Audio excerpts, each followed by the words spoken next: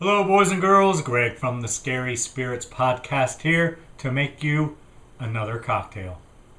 This week's cocktail is the Blushing Bride. And as always, is the featured cocktail in today's episode. We're going to take our Collins glass. We're going to add Chambord. 1 ounce.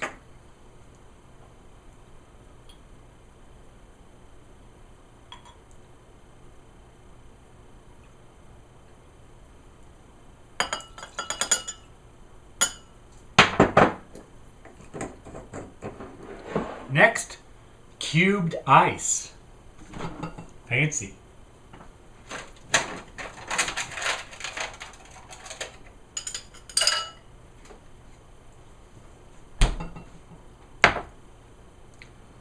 Next, we're going to take gin. Gin I'm using is distilled right here in Cincinnati, Ohio. 1 ounce gin.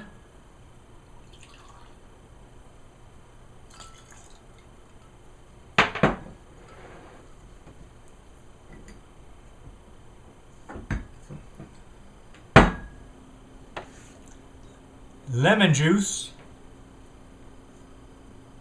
1/2 of an ounce.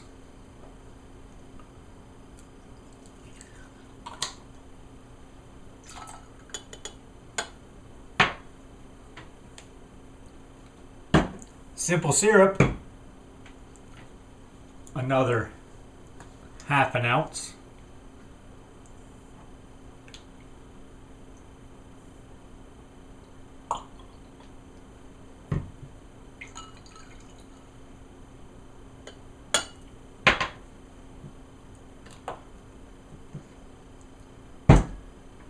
We're going to combine that.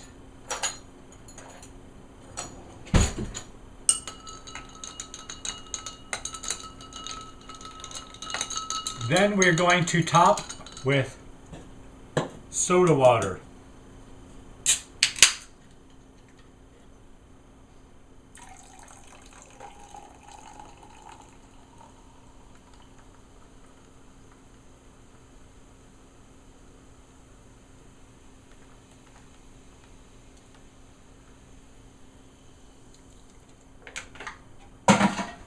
And there you have it, boys and girls. The Blushing Bride. Kind of layered.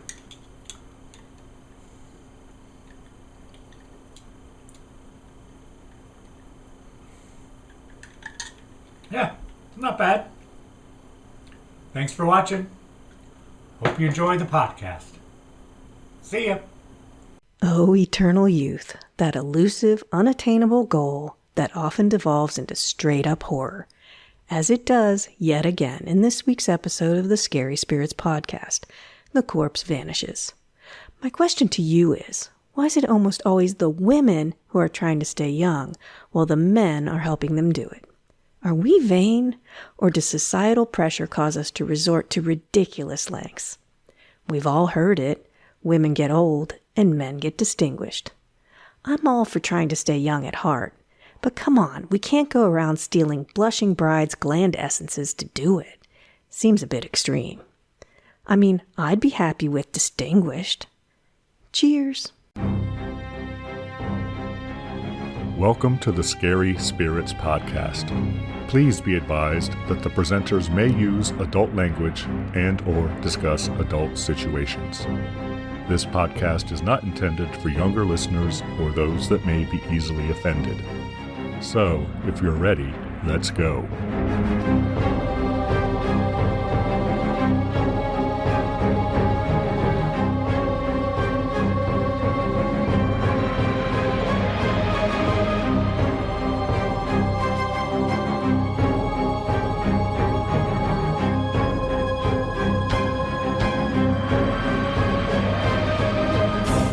Hello, boys and girls. I'm Greg.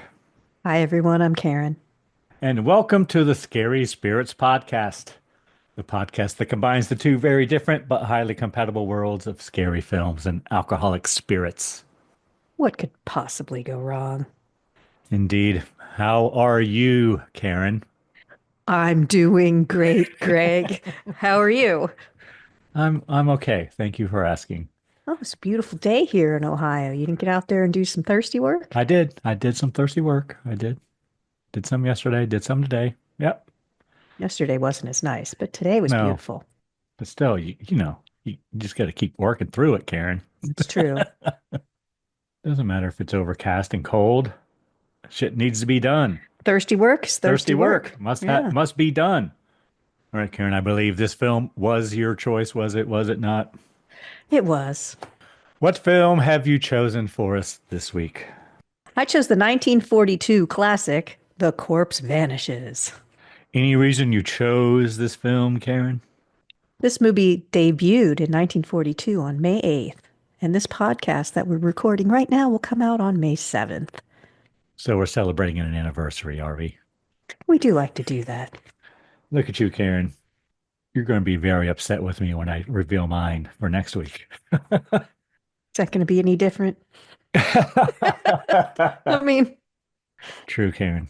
Touche. Touche. Do you have a cocktail for this film, I Karen? do, and I'm very proud of it. Go on.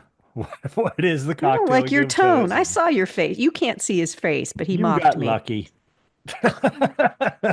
Go on. It's called the Blushing Bride. And there are a lot of Blushing Bride cocktail recipes out there, but I chose this one because we have all the ingredients And I like necessary. I like it because of that fact. Yes, It was the best of them all. of course it was. How would one make this blushing bride cocktail? Well, you're going to need a Collins glass, and you're going to start by adding 1 ounce of Chambord, followed by cubed ice. I used moon-shaped ice. I don't know if that makes my drink wrong or I not, did but too, but I did note during the YouTube video that, ooh, that's fancy. next combine 1 ounce of gin, half an ounce of lemon juice, and half an ounce of simple syrup in the glass, and top with soda water. My blushing bride is more of a peach blush than a pink. Did yours layer? It did, and then I I mixed it did up. too. Yeah. I think it depends on how much cubed ice you add. I didn't add very much because Or how much soda water, because you know I'm going to I add a lot didn't of really that. want a cold drink. So I did not add much ice. Mine's just very peachy rather than pink. But that's okay. It is. Everyone blushes in their own way. That's right. You do you. Should we give our friends and listeners time to make their own blushing bride cocktail, Karen? Let's do that. Hold on.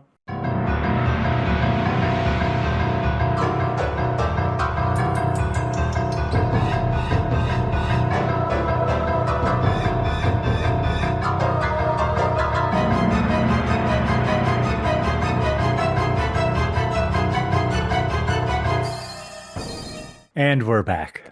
Yes, we are. Karen, might you have a brief synopsis of this film for us?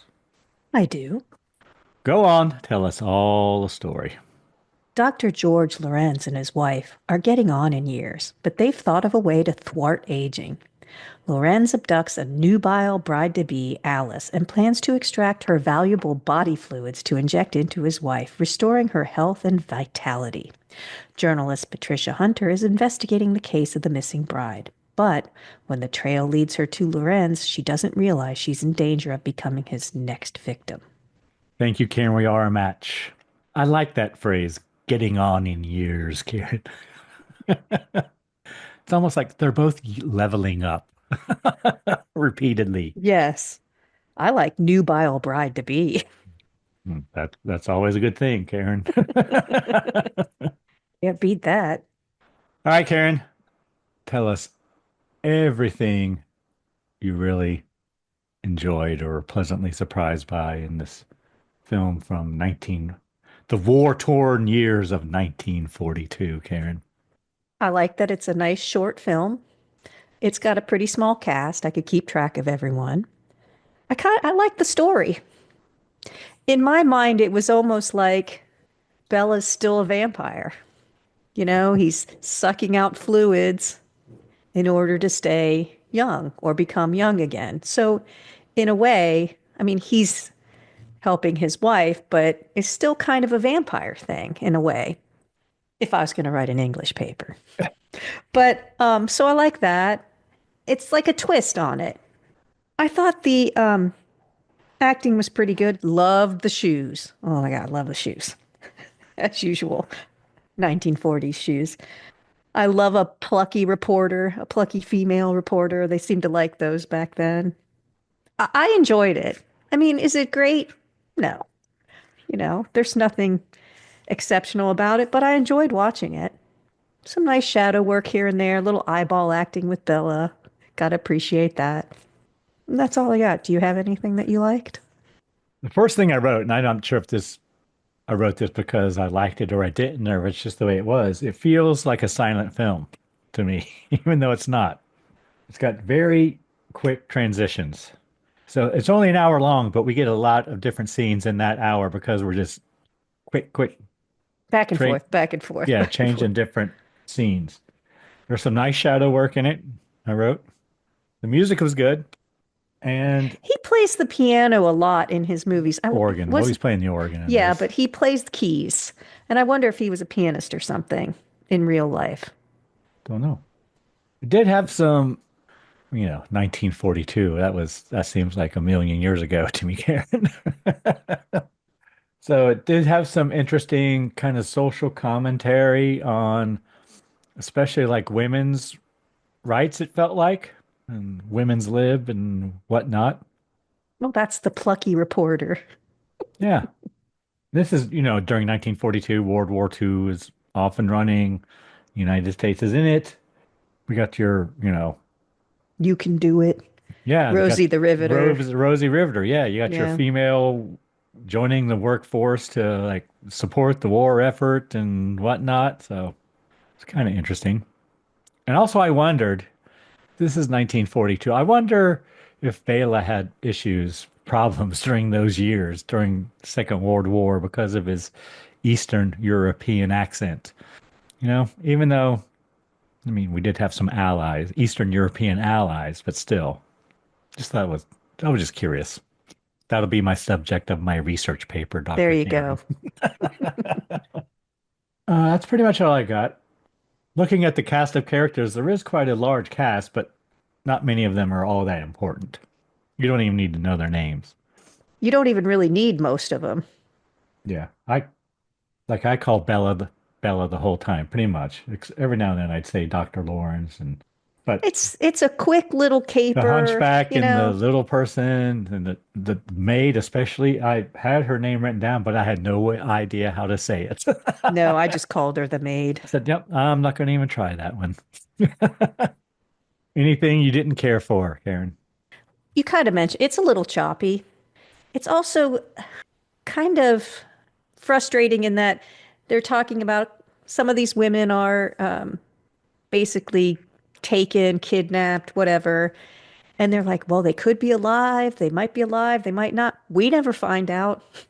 I mean, it just ends on this comic note of this guy possibly dying. And everybody leaves. So, it was a little confusing. Just are they alive? Aren't they alive? And if they are alive, why did he have to keep kidnapping more if they've got one? Which I guess if your glands need time to refill with whatever magical fluid he's getting, he would need to have a couple on hand, but didn't seem like that many. And if they were taking them from the same place over and over, it just doesn't seem like he wouldn't have been caught. Now, they show a couple ways that he distracts and things, which is kind of interesting. At least they did that. But yeah, you just kind of don't really get answers at the end. And they have the, I've known you for 24 hours, let's get married thing, which is kind of funny. And I don't hate it, but I don't see why it has to be in there. But they were cute together. But yeah, it was mostly just kind of the dead ends. Like, I didn't know that the two different men were both her sons for a while. And why was she so loyal to him? Because he basically treated her like shit. And why was he only helping the wife stay young? He was obviously getting older too, but he wasn't doing anything about it. So for me, that's like a societal thing that the woman has to stay young, but the man can get distinguished if you're going to go deep into another English paper. But and I don't know. They weren't likable characters. They weren't supposed to be because they're the villains, but is there anything you didn't like about it? Number one, I'm not sure it's a horror film. They're killing people and sucking their extracts. Like, well, they're not sucking it. No, they're not, Karen. They're Yeah, they just are with needles. well, they're withdrawing bodily fluids with a syringe. I don't know. It's the guy that was doing that with the It's more a radioactive mystery, stuff. I think. But I I mean, it's think it, fine. It's I fine. think it's only considered a mystery by us because it's from 1942. It's fine. Yeah, I was wondering about Bela if he because they're both getting on in years. Is he like doing this to men too to keep himself? We never see that. We only see her. We And boy, don't. is she cranky about it. She is, Hurry up. but she really doesn't look that much younger than him. No, I think they're basically the same age, but that's what I mean. Women have to be younger and men can be older and distinguished. And she didn't look bad, really, when she was all like cranky. No, she didn't look Yeah. a whole lot different. She might have had more, make her cheeks more sunken or something like that, and that was But they about didn't it. really show her face too much when she was the That's true. older They version, didn't. too. True. It is choppy. Not one of the first things I wrote, along with quick transitions, which makes it choppy, but that's how they fit a lot of shit in. Story was fine. Yeah, it was all right. And yeah, I agree. We don't know if these girls are alive or what. And it looks like they're on ice, Karen. I know. At one point, I say there's smoke coming from the body. I'm like, oh, I bet it's I just supposed to be realized cold. Yeah. they're It probably took me a on second. ice. I'm like, why is there Froggy's fog in the house? Oh, they're supposed to be cold. Yeah, comic relief was silly, but It always is in these. it is. There's that 1940s banter go, I mean, it wasn't as bad as in some of the films we've seen, but I think the reporter Patricia Hunter, she was the best actress of the bunch, personally. But yeah, I think she played her character the best. Yeah. The doctor, meh. And then, I mean, he was supposed to be hypnotized at one point. I didn't see that happen. Like, no, I didn't either. so I don't know. It's missing some For a minute there, I things. thought, oh shit, he's in on it. Yeah, maybe we were supposed to or something. I don't know. But it just seemed like things were either cut or missing or They I changed don't the know. story midway or something. Yeah. But I liked it. It's a rainy Saturday afternoon movie. I'd watch it again. I didn't hate it. It was an easy watch for me. All right. Well, what kind of cocktail rating do you want to give it, Karen? I'd give it a 3 just because it is what it is. Do you want to argue and go for 4? No, I'll give it a 3. It's a 1942 horror mystery. It's what you get. What you expect, it's what Yeah, you get. Would you like to hear a review, Karen?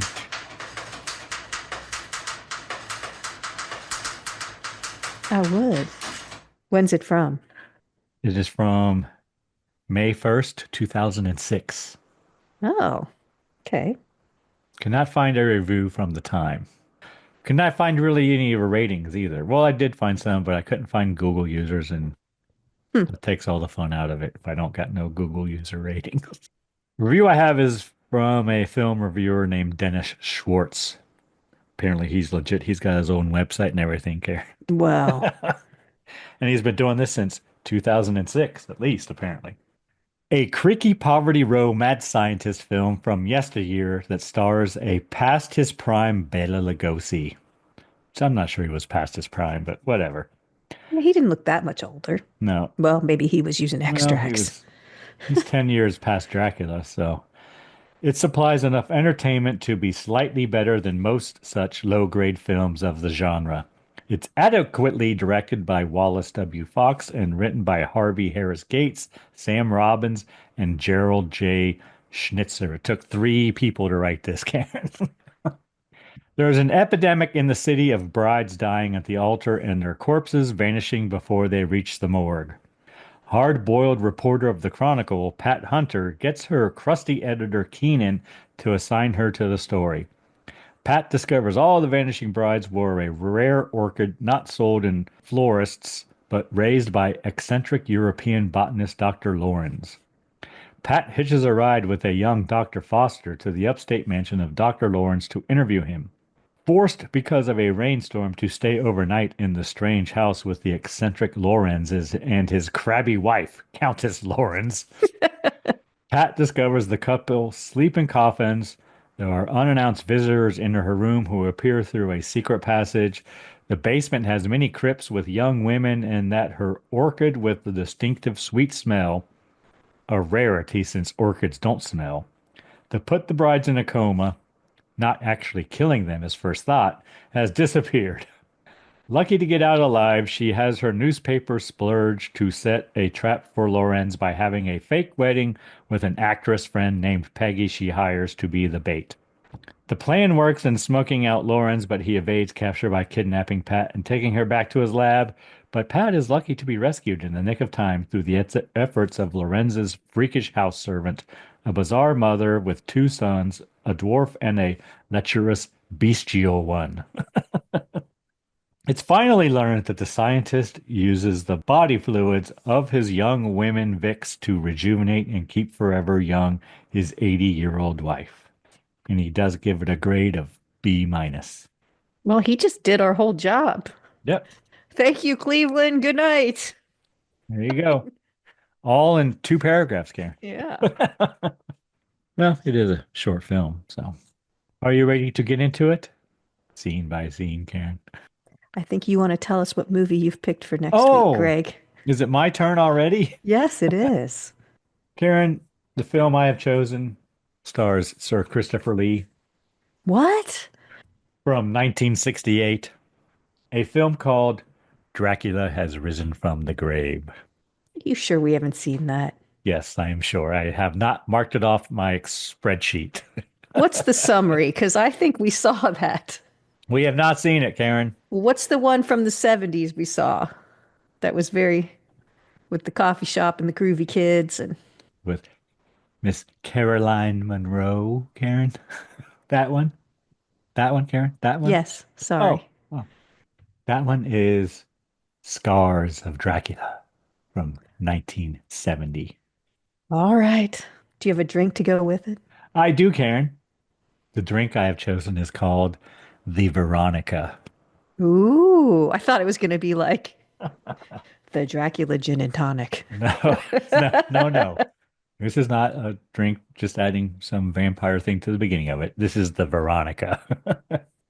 Nice.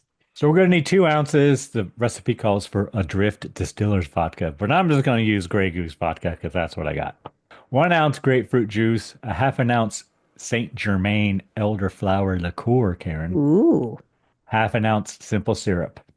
sounds good. We're going to shake and double strain into a coupe glass, Karen. And then we're Nice. going to garnish with a grapefruit twist. The Veronica. Was it from somewhere? Is it from a bar or something?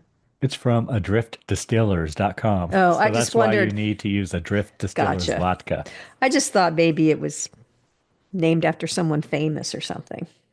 I don't know. Maybe it is. So that will be next week. Looking forward to it. All right, Karen, are we now ready to get into it scene by scene? We are. The Corpse Vanishes from 1942. Where did you watch this, Karen? I watched it on Amazon Prime. I did not. Oh, I watched it from the Horror Classics 50 movie DVD collection that we both have, Karen. nice. It It's on- is It's on the first side of disc number 7. on Prime. It's free with Included.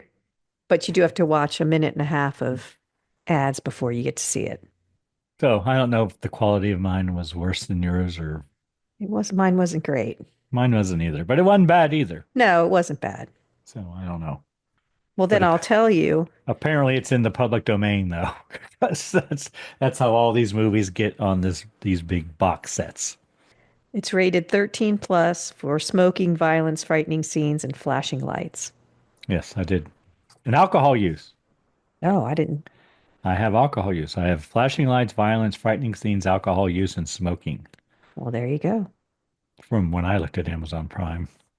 They warn you against more things than me.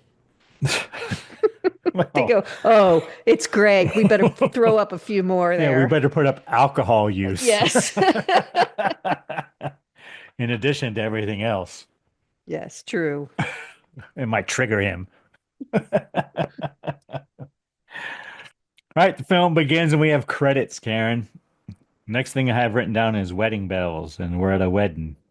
Bride says I do, and then she apparently faints. But thankfully, there's a doctor in the house, but he basically tells He doesn't do anything. preacher, Don't call the ambulance, call the undertaker. yeah, she's dead.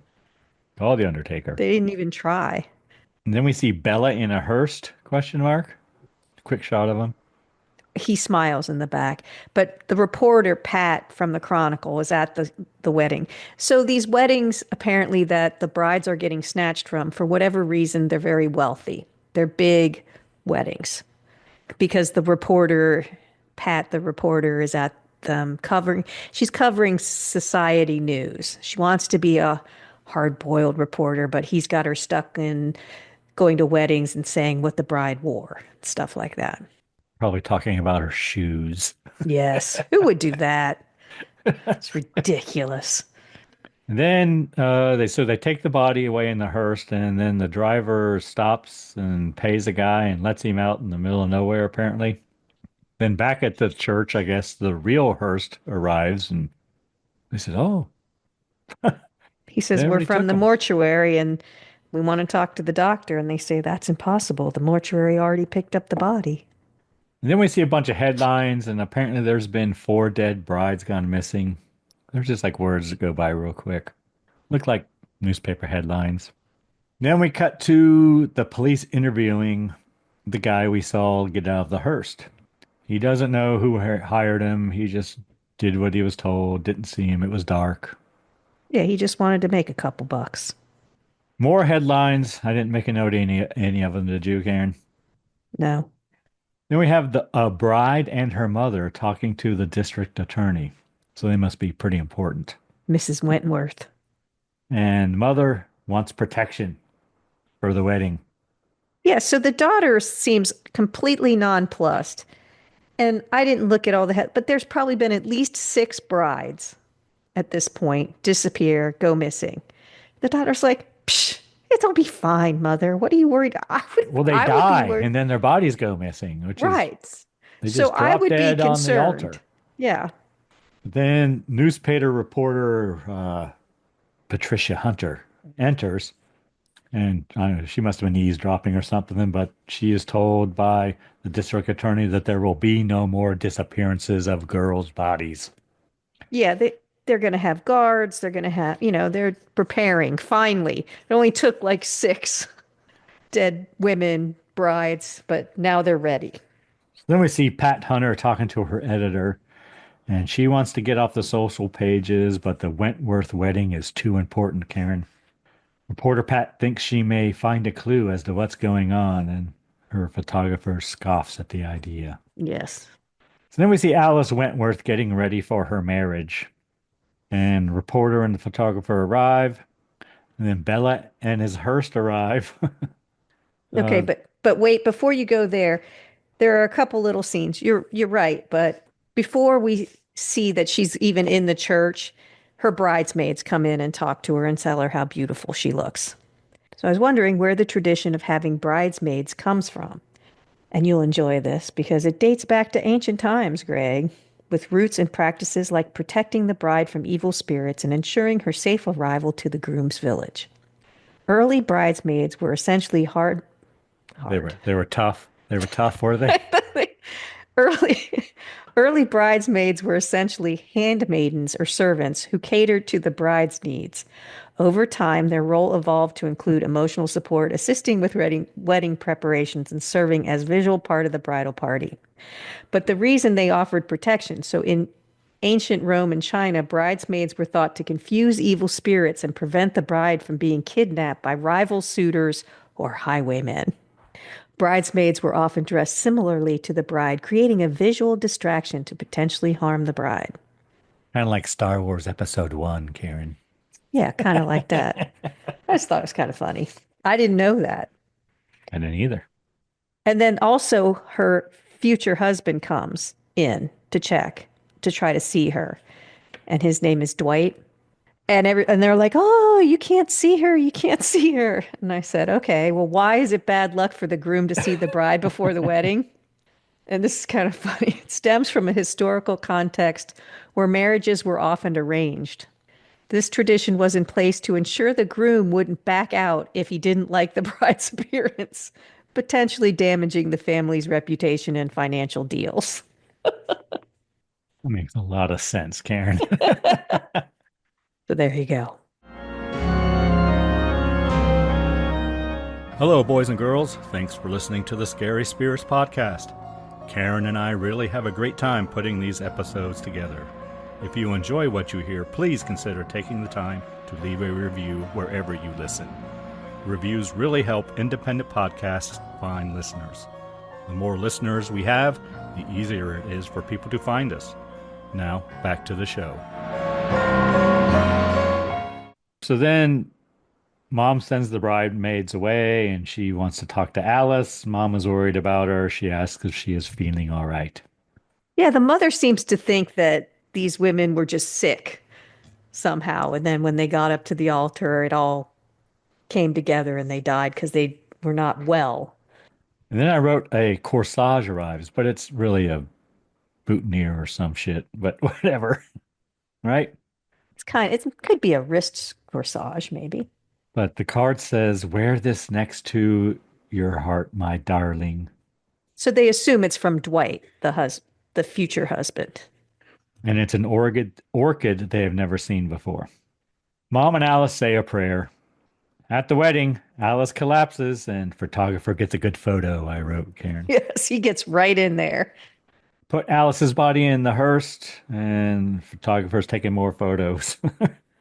And when they put the body in, she's on a gurney, but they bring her out of the church without the wheels on the ground. Like they just carry her. I'm sure she's light as a feather, but they carry her. They don't use the wheels. I just thought it was funny. Then the hearse leaves with I'm not sure if this is a hearse or an ambulance, actually. I'm not sure. But it leaves with a police escort. The photographer has the orchid the bride was wearing. He says it has a peculiar odor. Reporter smells it and begins to feel faint, and then they drive away. Reporter Pat Hunter. Yeah, she feels woozy, but she's okay. It's either hearse or whatever it is, ambulance, whatever. With a police escort driving down the road, they come upon a vehicle fire. The police drive ahead to investigate. Then Bela pulls his hearse up and backs up to the Yeah, I thought that was other kind of one, funny. They take the body of Alice. Then the police say, "What is going on here? There's a fire, no body, no license plates, no nothing." And they say, "Maybe it's a decoy." So they rush back. Yeah. Then we have calling all cars, and another abduction of a girl's corpse. I hadn't heard that in a long time. Search all vehicles. We used to say that as kids. Calling all cars, calling all cars. Must have been in a show or something. That's because we were watching movies from the 1940s, Karen. Well, our parents were, for sure. So then the police stop Bela's hearse. Police check the casket, and Bela is lying in it. Dr. Lawrence, yes. Dr. Lawrence. And his eyes are wide. It was kind of funny. Then But I was like, ooh, clever. cut to the newspaper editor calling down to give headlines or whatever to the printers, I don't know. Reporter Pat Hunter comes in and editor tells her that her story is the worst he's ever read. Pat shows the editor the orchid as well as evidence that all the other brides were wearing the same one. So she might have a clue.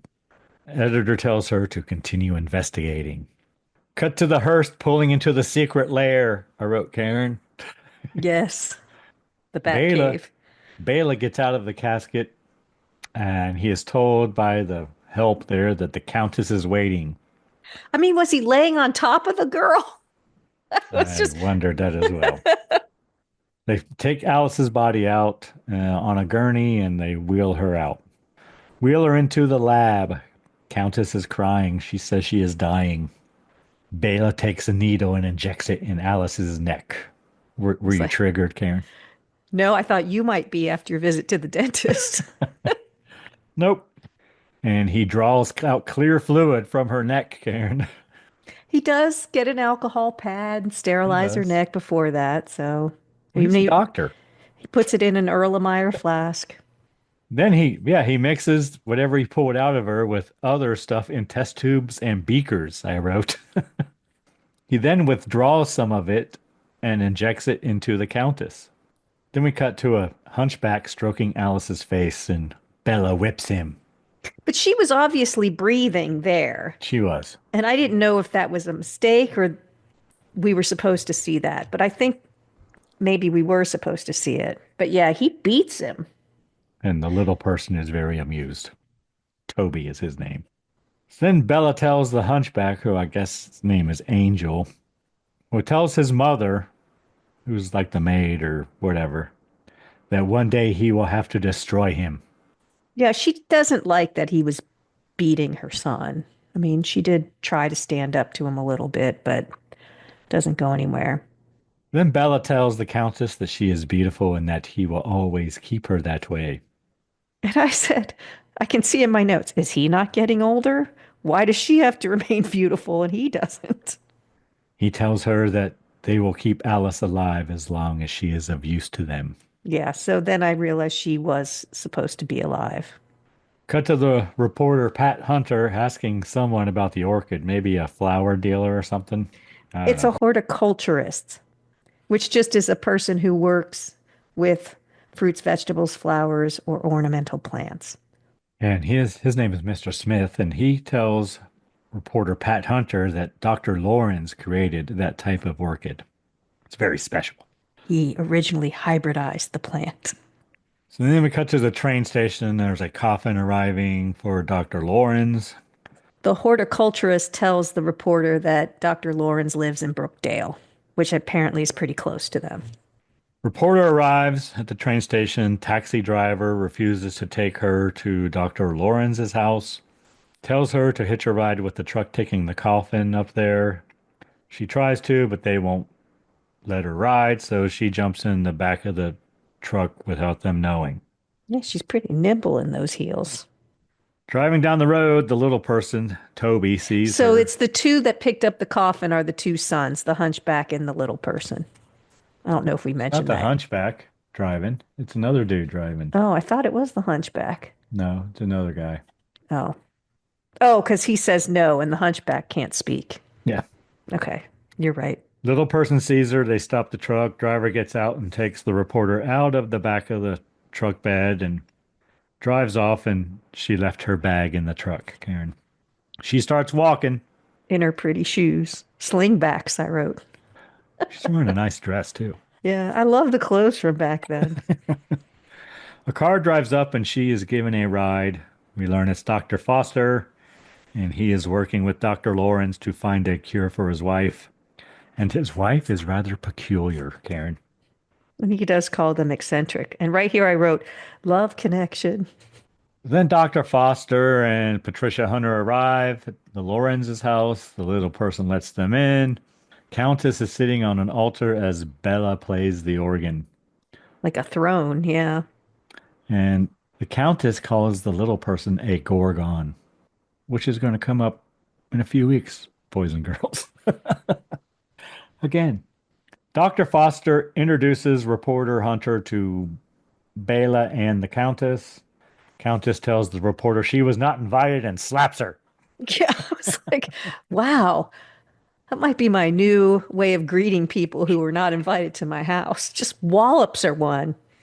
Then a storm begins outside. The doctor does say, please forgive my wife. She's not well. Reporter tells Bella she wants to interview him about orchids. He says he hasn't grown any in 7 years. And she asks him about the orchid, the special one.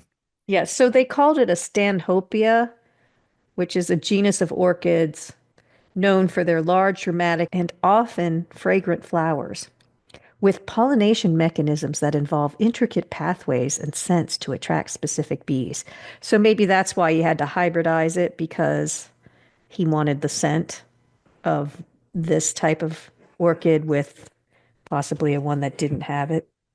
He wants to know where she got the orchid She says a friend gave it to her, and she's doing an article on orchids. Bella invites her to stay. She says she would rather go to a hotel. Bella says they should not travel in the storm. Both she and Dr. Foster agree to stay the evening. Toby takes the reporter, Pat Hunter's bag, upstairs. Countess wants to know why Bela invited her to spend the night. He says he has a very special reason. But again, that doesn't really go anywhere. So then reporter Pat Hunter asks Dr. Foster how well he knows Dr. Lorenz. He says not well, he just arrived in town. Trying to build his practice. Reporter excuses herself and goes to her room. Countess enters reporter Pat Hunter's room. She comments on how young the reporter is and how healthy her skin is. Reporter kind of goes to run out the door there, but apparently it's locked or something. She Well, turns around and she locked her door when she went into her room. And then the countess just comes up behind her, spooks her, and then disappears. So she runs over to the door to see if it's locked, and it is. So she's trying to figure out how she got in. yeah, she checks the door and turns around and Countess is gone. Yeah. And then we cut to reporter Pat Hunter sleeping. Which would you sleep after someone appeared in your room? I don't think I'd go to sleep. But she's got a full face of makeup on. I did notice that. And that's kind of one of your where you said was like a silent movie. That's where the lighting was like just on her face, and so it did look like a silent movie in some of the lighting situations, and that's one that comes to mind when you said that. The secret door opens in the paneling, or later I think we see it's the wardrobe or It's whatever. the armoire. Yeah, Bella enters. He stares at the reporter and then he leaves. He just stands there and stares. Yeah, it was creepy. Not creepy at all. Hunchback Angel wakes up. Toby wakes up as well and says he knows where he was going and that one day he will be sorry. The master will catch him. And then we cut to Bela in Dr. Foster's room, staring at him. And then he walks away. But however, nice shadow work. Then we have a shadow of the hunchback enters reporter Pat Hunter's room and he strokes her hair. And I wrote, he places an orchid on her, question mark. Reporter wakes up and screams. She puts on her robe and runs across the hall to wake up Dr. Foster. Yeah, immediately. The robe was right there. She knocks on one door, then opens another one and finds Bela and the Countess sleeping in caskets.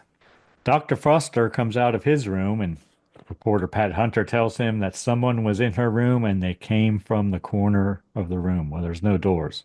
She says it's a creature. Reporter wonders if there's another entrance to her room. She tells Dr. Foster she saw Bela and the Countess sleeping in coffins. He just kind of brushes her off. Ah, you must be dreaming. There's a lot of gaslighting in this movie. Ah, you were dreaming. Bela says Angel has disturbed our guest. He is a menace to us. The time has come to dispose of him. Yeah, pretty heartless. Reporter Pat finds the secret door in her wardrobe. She goes down to investigate. She finds her way to the room where Toby and Angel and their mother were sleeping. Angel is very happy to see her, and he follows her. He's eating a turkey leg or something. Yeah. And then I wrote, he walks past someone standing in the shadows, and apparently it was reporter Pat. Yeah, she hid. The reporter then follows Hunchback Angel through another secret door. Angel pulls the body of Alice out of looked like a morgue drawer, and he strokes her hair as the reporter watches. Reporter makes a noise. Angel goes to investigate. Again, she hides, and Angel walks past her, so she goes back to check on Alice. And I wrote, the body is smoking. It's the same. And then she pulls out another drawer and finds another girl. Then we see Bella arrives and strangles Angel. Yeah, I was like, it doesn't look good for Angel. Reporter Pat finds Angel's body and faints. Cut to her laying in bed. Dr. Foster knocks on her door. She opens the door. Dr. Foster enters. She tells Dr. Foster about the girls in the basement. Bella then enters. She wants to know why he has dead girls in his mausoleum in the basement. He tells her she must have had a dream, and Dr. Foster does not remember her coming to his room the previous evening. She also tells Bella the orchid is missing from her bag, and Bella says, "Perhaps you forgot to pack it." Yes, as I said, this is high level gaslighting. All the men are gaslighting her. But she does find the orchid by her bed left by Angel on the floor. Reporter Pat comes down the stairs and said she must get back to the city. She needs to take the next train. Dr. Lawrence admits that he sleeps in a coffin because she calls him on it. Dr. Foster and He just the says it's more comfortable than a bed. yeah, Dr. Foster and the reporter leave. She sees a man digging and calls him a grave digger, but Dr. Foster thinks he's just putting down the foundation for a house or something. Yes, Dr. Foster's very trusting. I didn't know he was hypnotized at this point, so. Bela watches as they leave. Dr. Foster, as they're driving back to town, asks reporter Pat Hunter why she came up there. And she says for some reason she trusts the Dr. Foster and shows him the orchid. Doctor again says he doesn't remember meeting her the previous evening. Reporter suggests that he could have been hypnotized, Karen. Yeah, they just pull these things out of the air. Like, of course, if you don't remember last night, Greg, obviously you were hypnotized. Oh, duh. He's like, well, that's possible. Train arrives, she leaves. She meets with her editor. Well, the editor is telling people he wants clues. Reporter Pat Hunter enters and he fires her. Yeah, fired because you disappeared. Pat Hunter tells editor about the previous evening. She says she saw the bodies of the other brides. And right here, the editor mentions ectoplasm, which I thought was interesting too. Dr. Foster arrives and asks to see reporter Hunter. Editor says to send him in. Dr. Foster shows reporter Pat and the editor some special moss that was being delivered to Dr. Lorenz. It's used for growing orchids. So Yes, apparently he's still growing them. Dr. Foster says he could have been hypnotized the previous evening. Dr. Foster thinks Dr. Lorenz is insane, he says. Dr. Foster says he can't talk about the Countess due to patient-doctor confidentiality. But then he does. Dr. Foster lets it slip that the Countess is really 70 or 80 years old. Yeah, she has the appearance of a young woman, but her heart and arteries indicate she's at least 70 or 80.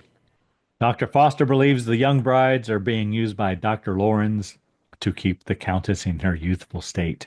Yeah, he says it's possible. So they make these huge jumps and they're like, well, It's kind of like ancient aliens. Isn't it possible? and they all just agree, and that must be Isn't it possible? that they might be alive in a cataleptic state, which is a trance-like state characterized by a loss of voluntary motion where limbs remain in whatever position they are placed. It's often associated with neurological or psychiatric conditions, as well as certain drug effects. The body may be rigid with decreased muscle control and responsiveness to stimuli. So they are saying at this point, maybe they're still alive. So you're thinking, which, I thought they would be. But then again, as I said, why does he need so many of them? But I guess they're just kind of growing, like the thing where they're growing, like they need to replenish. So their glands aren't replenishing quick enough or something. Reporter Pat Hunter wants to build a trap to capture Dr. Lorenz. Then we see They just happen to guess everything exactly right. They go see a cigarette girl selling Cools and Raleighs, Karen. Yep, product placement. Her name is Peggy. Peggy wants to be an actress. Yes, reporter Pat Hunter wants Peggy to play a bride. Pat tells Peggy she'll be fine as long as she doesn't smell any flowers. Because Peggy's like, no way, man. Brides are dropping dead all over the place. I'm not doing it.